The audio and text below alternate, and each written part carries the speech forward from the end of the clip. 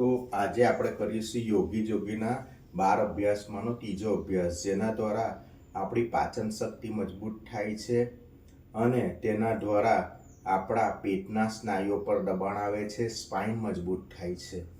તો 1 2 3 4 5 6 7 8 9 10. આ જ રીતે હાથનો પણ ઉપયોગ કરીએ. 1 2 3 4 5 6 7 8 9 10. આ જ રીતે ચોથો અભ્યાસ કરીશું. તો પગને નીચે લઈ જવાના છે. 1 2 1 2 1 2 1 2 1 2 1 2 1 2.